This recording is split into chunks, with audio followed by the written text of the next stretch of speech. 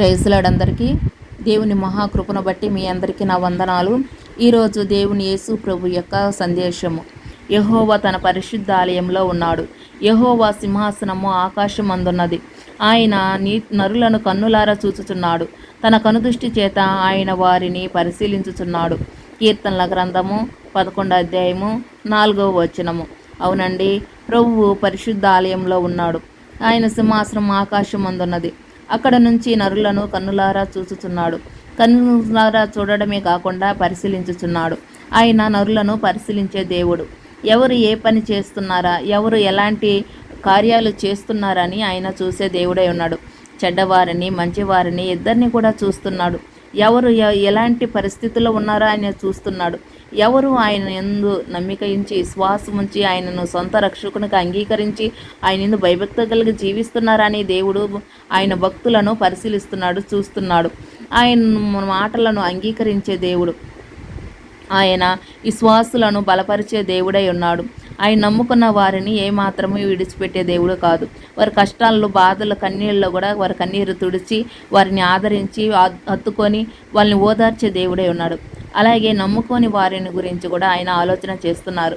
ఈ బిడ్డలు ఇంకా మారలేదే, ఇంకా నా దగ్గర రాలేదే, ఈ బిడ్డలకి ఎన్ని సువార్తలు చెప్పించినా ఎంత సేవ చేయించినా కూడా ఈ బిడ్డలు నా మాట వినటం లేదే, ఎంతమంది సువార్తకులు సేవకులు వెళ్ళి నా సువార్తను చాటుతున్నవి బిడ్డల్లో మార్పు రావట్లేదే అని దేవుడు చింతపడుతున్నాడు. ఆయన వారిని పిలుస్తున్నాడు. ఆయన రెక్కల కిందకు పిలుస్తున్నాడు. రండి బిడ్డ, నా రెక్కల కిందకు రండి, నా యొక్క రెక్కల కింద ఆశ్రయం ఉంది అని ఆయన పిలుస్తున్నాడు. అయితే దేవుణ్ణి తిరస్కరించి అవమానపరిచి నిందిస్తూ అపహాసిస్తున్న వారు ఇంకా మారలేదే అనే దేవుడు వారిని గురించి చింతపడుతున్నాడు. వారిని పరిశీలిస్తున్నాడు. వారు ఇంకా మారుతారేమో, ఇప్పుడైనా మారుతారేమో, ఇప్పుడైనా నా దగ్గరికి వస్తాడేమో అని ఆయన ఆలోచిస్తున్నారు. కాబట్టి మనము దేవుణ్ణి నమ్ముకున్న వారిని, దేవుణ్ణి నమ్ముకొని వారి కోసం ప్రార్థన చేయాలి.